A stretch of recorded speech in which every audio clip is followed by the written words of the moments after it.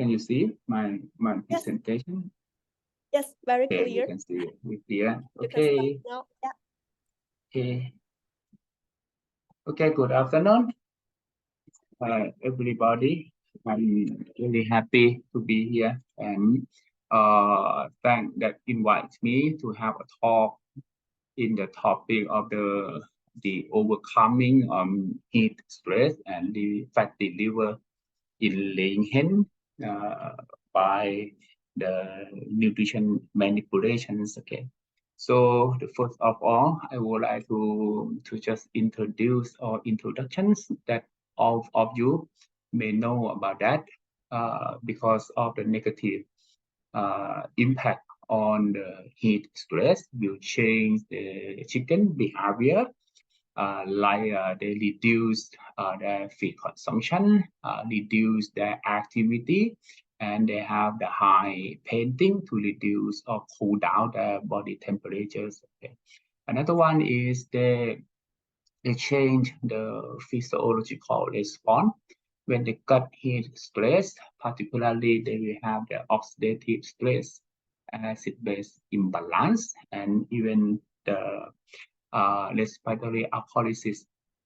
Even the cycle microbiota profile will be changes.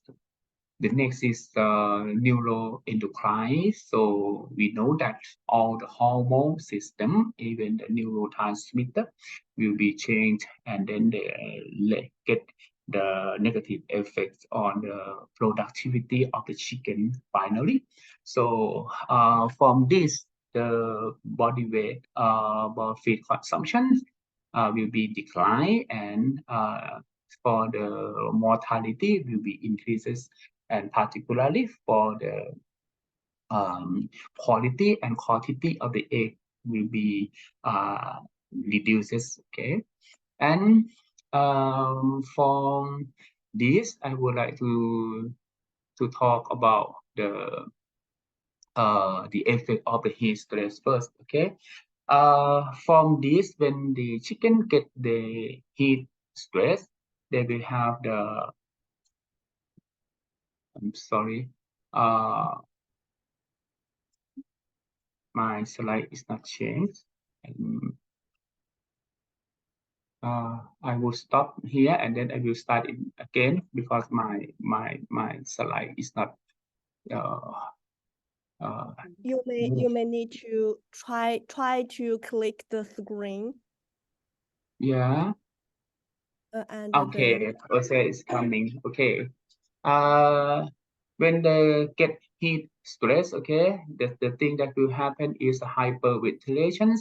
For the hyperventilation, it means that we lose the carbon dioxide in the blood level, and then make we call the respiratory alkalosis. This is mean the is increase the pH in the blood. So the activity of the carbonic anhydrase enzyme activity will be dropped down. Another thing is they will reduce the secretions of the calcium and carbonate. So it will make the poorer quality of the eggshell. This is the normal thing that is we are seeing, particularly with the acid-base balance. Okay, so when the chicken get the heat stress, the thing that we have to concerning is the acid-base balance. Okay, I would like to talk about the how the animal or the chicken cool down their body temperatures. Okay, normally the animal have two main mechanisms like the sensible heat loss mechanism and then insensible heat loss mechanisms. Okay, for the sensible heat loss mechanism, we call the radiation, convection, and conduction. Okay. And insensible heat loss, they will be called evaporations.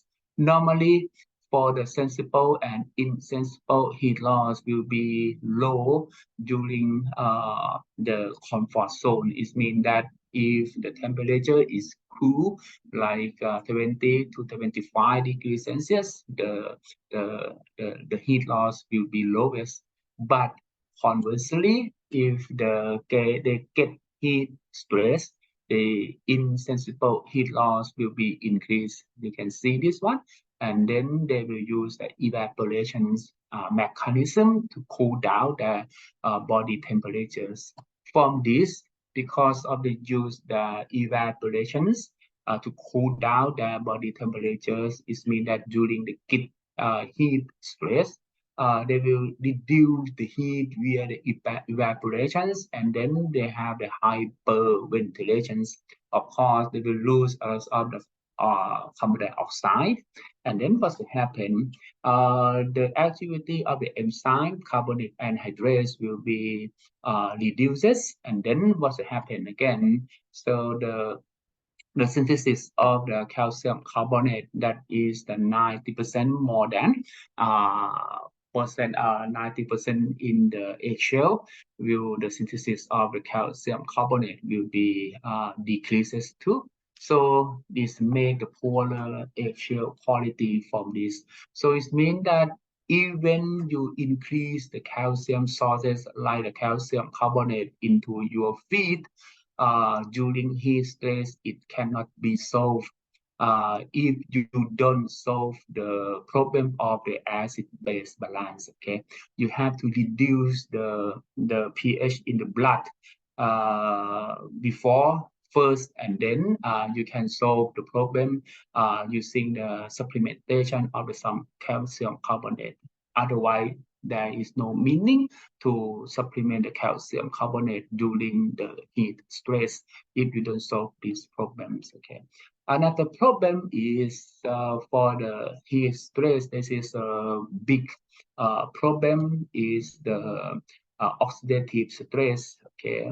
Just previous slide, I talking about the acid-base imbalance, but from this slide, I talk about the oxidative balance. So when you in the normal situations, the oxidation, antioxidants, and ROS, reactive oxygen species, will be balanced. But during the heat stress or the oxidative stress, the oxidative damage will be occur, particularly in lipid, protein, and nucleic acid. So it induces the apoptosis or cell death. Okay, so this happen, for example, in the follicular development for the heat stress and follicular growth and oxidations. You can see this if the animal or the laying hen get the heat stress and then increase the oxidations, they will have a negative impact to the follicular growth, because of in the follicular there are a lot of fat and protein inside the yolk. So for the fat or the lipid here, they will get easier for the getting the oxidations from this. So we need some antioxidant during the heat stress to prevent the damage of these things. Before, I would like to show you that what is the heat production. We have to understand about where is the heat come from, how the animal or the chicken produce their heat. I just talk about the fundamental thing about the animal nutrition. Okay, for the gross energies that we can find and use the bomb calorimeter, and then we have to know about the gross energies, and then next we go to the digestible energies. Normally we use the metabolizable energies, but in this term, I would like to show you about the digestible energies, because during the digestion, they have the heat. They produce heat in the gastrointestinal tract. They also produce the heat because there are the catabolism of the feed here, and then they have a lot of the fermentation. For the fermentation also produce heat. Okay, and then even the nutrients can be absorbed and then go to metabolism.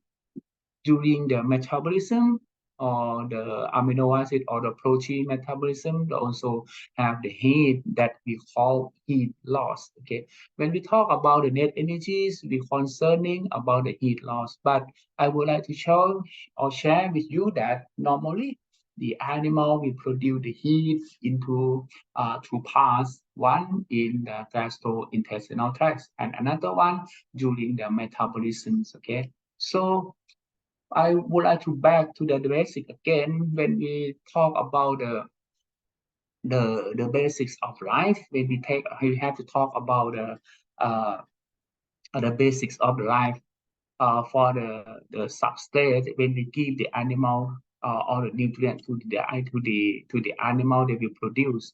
This is a normal reaction. Normal reaction, they need ATP, and both anabolism and catabolism, they produce heat. And then from this reaction, we need oxygen and produce carbon dioxide. They need energies, and then from this chemical reaction, we call the metabolism, anabolism, and catabolism. From this, the enzyme, they need the pH, temperature, coenzyme, and cofactor. And then they need again for the electrolyte balance or osmotic pressure in the cell. This is the fundamental thing that we have to understand about this. And then for the carbon dioxide involving the pH in the blood and involving with the calcium carbonate synthesis that I mentioned before. So I would like to summarize again for the gastrointestinal tract. Produce heat, and then cellular metabolism produce heat, and then we have to let the maximize digestibility or the digestion to reduce the heat in the gastrointestinal tract. And we have to maximize the ATP production or the anabolic rate. I mean, for the synthesis, we have to let them maximize of these mechanisms to reduce the heat too. I would like to show you just only the example in our study so long time ago. We use the low protein diet, and then the control is the 16% of the CP. And when we reduce the protein and using the amino acid balance, you can see we can reduce the mortality rate significantly. And from this study, we not yet to supplement the fat or the formulate the diet according to SID basis. If we supplement fat and formulate the diet using SID basis, I do believe that we will have better productive performance. And then another thing, that if they have a lower amino acids, I mean they have the imbalance of amino acids, then we have very high level of the mortality rate. Of course, from this study, that we have the fatty liver syndrome too. And I just show you that when we formulate the diet according to the total basis and SID basis, I mean for the standard diarrheal digestibility, we can reduce the cost of the feed, we can reduce the protein concentration in the feed, and reduce the fiber. So from this, we can reduce the cost and reduce the protein, reduce the fiber, that it can reduce the heat, reduce the nitrogen excretions. For finally, we can reduce the heat. So this is the normal practice that we have to do when we talking about how we formulate the feed to reduce the heat. So the first of the thing that I suggest you to formulate the diet according to the SID basis.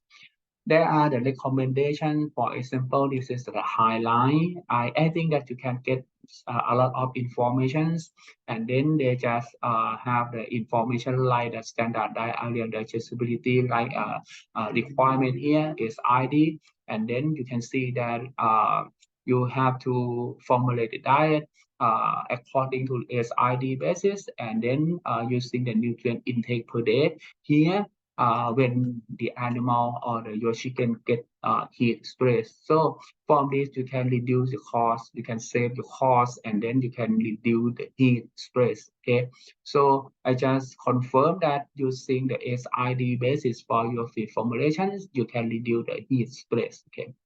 For the protein and amino acid for the laying hen, the thing that I can suggest you, if you want to have the detail, you can go to this review paper.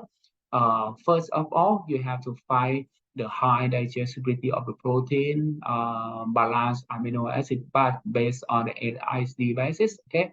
Electrolyte balance, vitamin, and then acid-base balance is really important thing for you.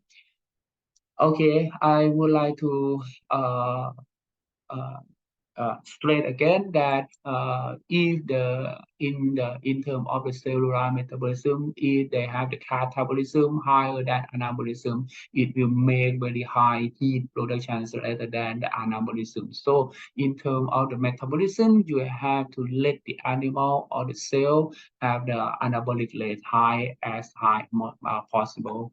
So reduce the metabolic heat productions is reduce the excess or indigestible protein or the fiber.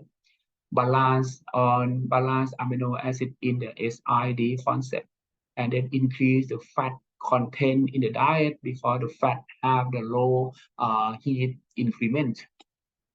Finally, if it's possible, use a net energy system. But in terms of the chicken, now we cannot use the net energies. We still use the metabolic stable energy system.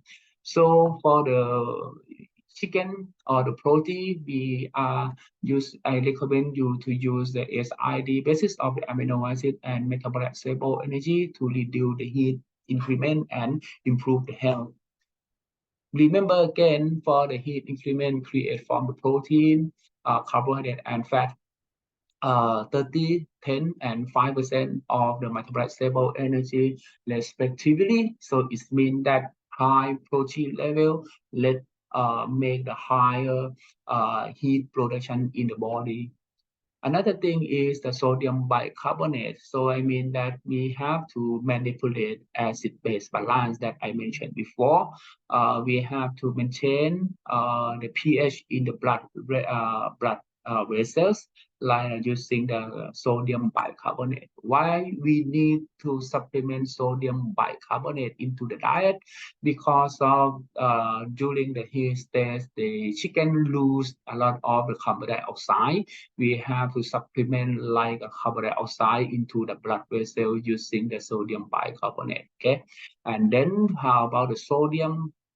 Why we need sodium into the diet, into the diet? Because we have to concern about sodium and potassium and chloride, like the electrolyte balance. So what does this mean for the dietary electrolyte balance? Because of the sodium and potassium pump. Sodium and potassium pump is very important because it's very important for the nutrient absorption. So we have to help the animal to absorb the nutrient, not only the digestion, but we have to help them to absorb the nutrients. So helping them to have the high absorption capacity is mean that we have to take a look at the electrolyte balance using the sodium, potassium, and chloride, and then normally we use the sodium bicarbonate into our diet. Okay. This is a normal thing that we have to supplement or use the sodium bicarbonate and salt into our diet when we get heat stress. Not only sodium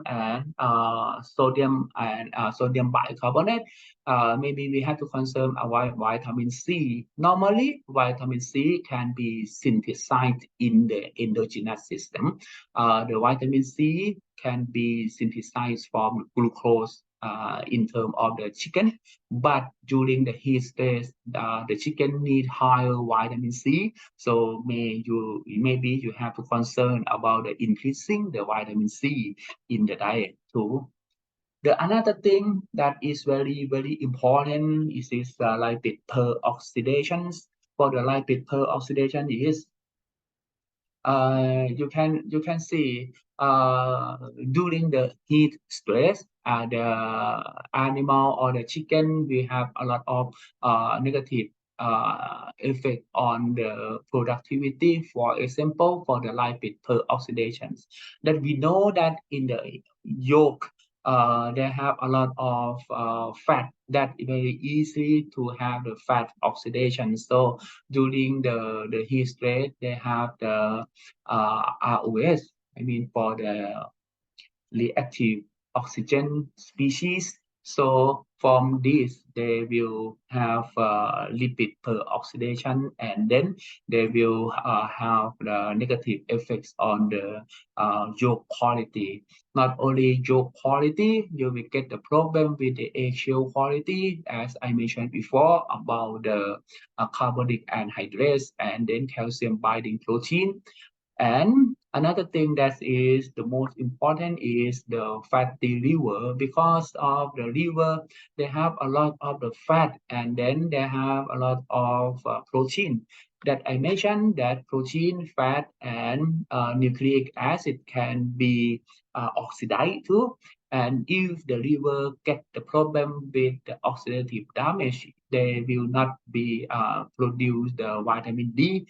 The vitamin D production will be declined, and then they will get the problem with the fatty liver. When they get the problem or they have a lower level of the vitamin D, they will get the problem with the calcium and the phosphorus utilization too, and then they get to poor quality of the eggshell, and even with the immune functions. Okay. So the vitamin is very important. So the vitamin and mineral have to be concerned when you get when the chicken get heat stress.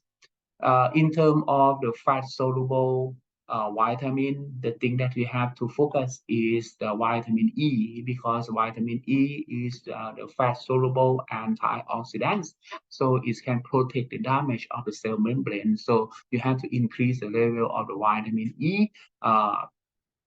Firstly, and in terms of the water soluble vitamin, normally for the water soluble vitamin, they are involving with the energy metabolism. So that you know that during the heat stress, the feed consumption will be low. The animal or the laying hen will have the lesser energy supply. So you have to improve the energy efficiency or the energy utilization in terms of the cellular metabolism. So the increasing of the water soluble vitamin is the way that you have to improve. Okay, vitamin E to protect the cell membrane damage, and then vitamin B complex to improve the metabolism of the energies in the cell.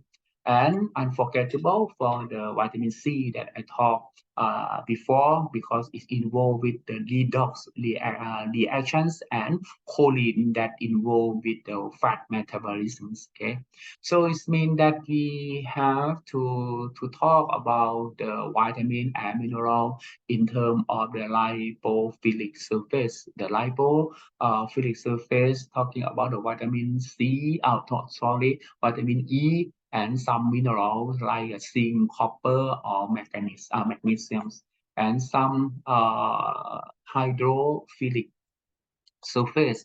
We talk about the vitamin C, glutathione that is involved with the methionine, selenium, zinc, and copper. So from this will be reduce the damage from the oxidations. Okay. So vitamin E and vitamin C, when you increase the vitamin C, you have to supplement vitamin C too. Okay. So another thing is not only the heat stress, but also the age, the age of the laying hen. Regarding to the age, according to our study, you can see 38 weeks to the 42 weeks of age. You can see this one.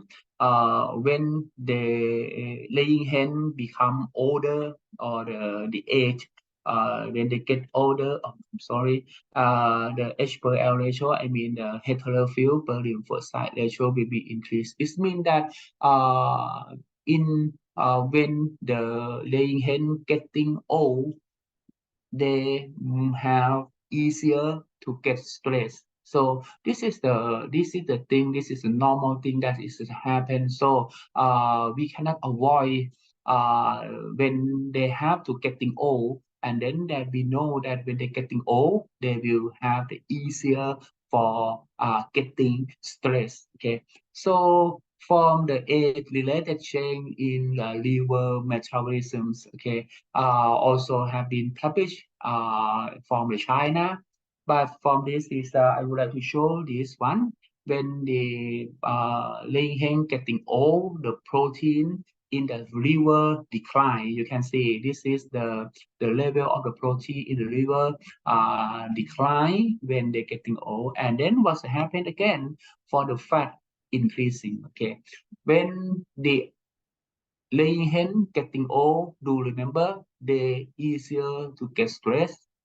The secondly, the protein in the liver decline, the fat in the liver increase. This is the thing that is happening. This is normal thing that is happening.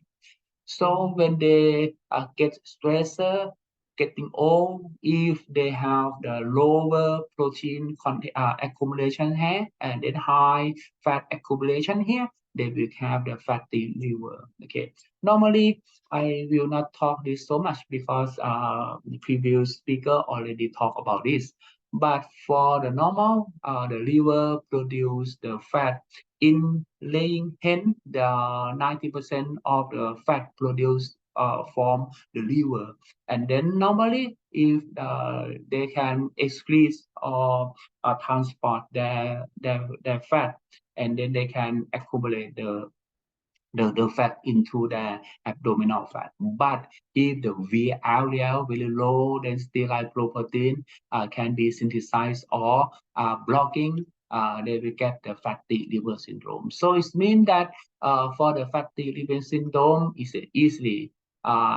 Firstly, they produce a lot of fat here. Secondly, they produce low protein. And then thirdly, they cannot export or excrete the fat into the blood vessel or into the extra hepatic tissue.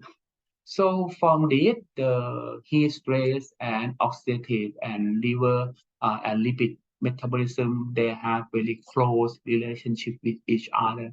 So do remember again that in avian species, more than 95% of the lipid are produced in the liver, okay? And then the liver very sensitive to the stress, including for the heat load, okay? And when not only the accumulations of the fat or the transportation of the fat from the liver that have the problem, but for the oxidative stress also damage or have a problem with the cell membrane. Okay, when the animal, when they have the oxidative stress, they will get the problem with the phospholipid in the cell membrane, and then when they have the problem with the cell membrane, they will get the problem induce the fatty liver syndrome again. So from this, we have to protect the chicken from the oxidative stress. So again, I would like to summarize that if the liver cannot produce the apoprotein and then transport the fat to the VLDL, they get the fatty liver syndrome here. So in this state, not only the over accumulation of the fat or over synthesis of the fat in the liver, but because of the low protein synthesis and a poor development of the protein in the VLDL, so it can induce the fatty liver too. Not only this, hyper or hypermethylation. Okay, we know about the methylation. Methyl group is very important for the fat and protein synthesis. Hypo or hypermethylation, too high or too low, methyl donor also induce the fatty liver. So from this too low, but in normal too low methyl group, will induce a lower VLDL and induce the fatty liver. So we have to concern when we keep the animal in the heat stress, particularly when we keep the laying hen, the old laying hen in the heat stress. Okay, we have to concern a lot of the protein, methionine, folic acid, vitamin B12, and choline, betaine, cystathione, B6 again. So we have to concern everything. I would like to summarize that.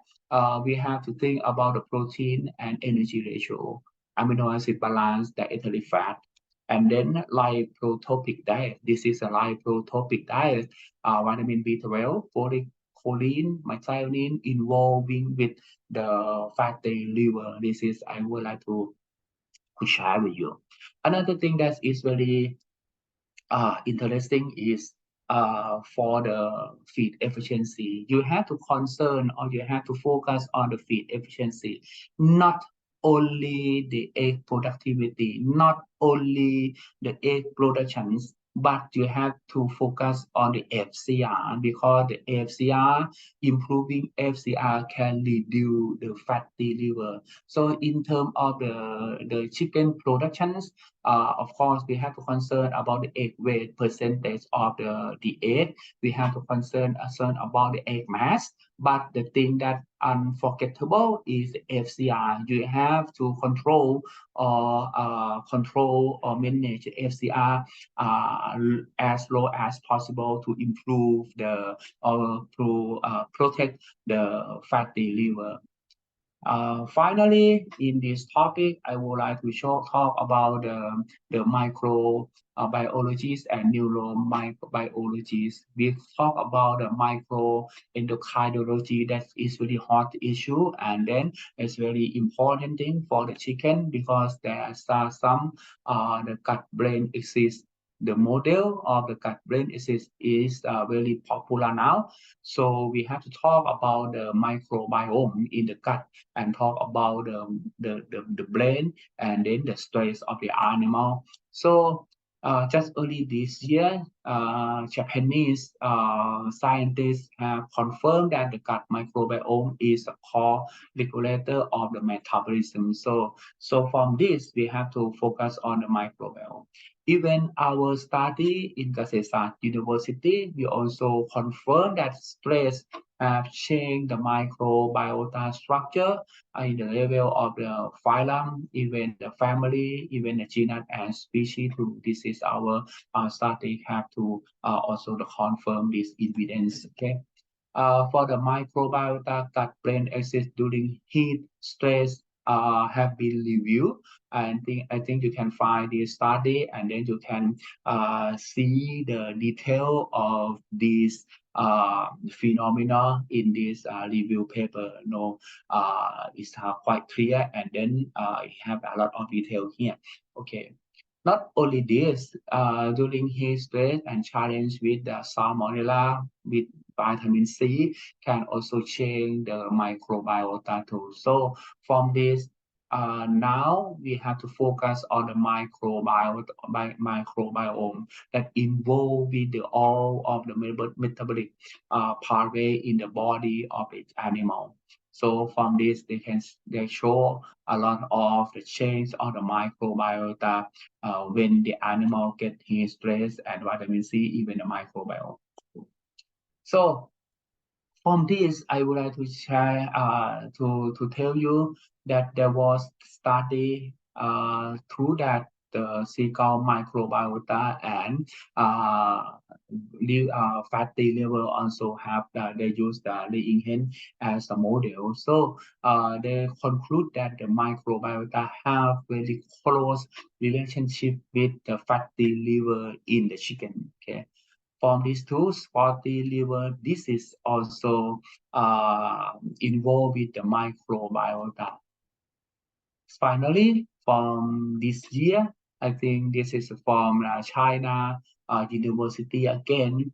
They conclude that the imbalance of the microbiota induce the fatty liver again. So from this, I would like to make the conclusions like firstly, you have to reduce the heat increment in the body of the animal, reducing the ethylene protein using SID basis of the amino acid. I think that is very easy because they have already saw the recommendations. Okay, and then using the amino acid balance, increase the dietary fat but reduce dietary starch because the fat have a lower heat increment. Okay, you just reduce the carbohydrate and increase some dietary fat into the diet. And then you have to reduce the lipid per oxidations using vitamin C, E, and A, and some minerals, selenium, zinc, and magnesium and copper. And finally, you have to reduce the fat and increase the protein synthesis in the liver, improving fat mobilization and increase the apoprotein synthesis and improving the methylation metabolism, methionine, folate, choline, betaine, and vitamin B12 is the thing that we have to concern that we are talking about the lipotrope, dietary lipotropic. Okay, this is the all of the thing that I can suggest. But anyway, there are a lot of the feed additive that you can use to manipulate the heat, stress, and fatty liver. But for my talking today or my presentation today, I just talk about the nutrition, okay, in terms of the nutrient or the feed formulation. Thank you very much for your attention. Okay. Okay, thank you so much, Professor Chai Peng. Thank you for sharing heat stress with us. It's very interesting. And how can we overcome heat stress and fatty liver through nutrition? It's very useful, I think. And I have noticed a few questions in the talking box. So the first question is, does heat stress affect enzyme activity in the body of layers, such as lipase, protease, etc.? Okay. Yeah. For the lipase and protease, normally is not to have the big effect, not so big effect on that, but it has the big effects on the carbonic anhydrase that's produce the carbonic acid in the blood and then calcium carbonate. But there are some studies that they show that the heat stress reduce the activity, not the activity, but they reduce the excretions of the enzyme, not the activity. So from this, it can reduce the total digestion. Yeah. Heat stress affect the total digestion. Yeah. Okay, got it. And the second question is, can the lack of nutrition such as minerals cause fatty liver of laying hens? Yeah, of course, because of some mineral like the selenium, zinc, copper, they are involving the antioxidants. So if the chicken have the higher oxidation, they will induce the fatty liver. So we need to protect the animal from the oxidations. It means that we have to make the cell membrane have the good function of the cell membrane. Yeah. Okay. So a lack of minerals will cause fatty liver, right? Yeah, that's right. Okay. Thank you so much. Thank you, Professor.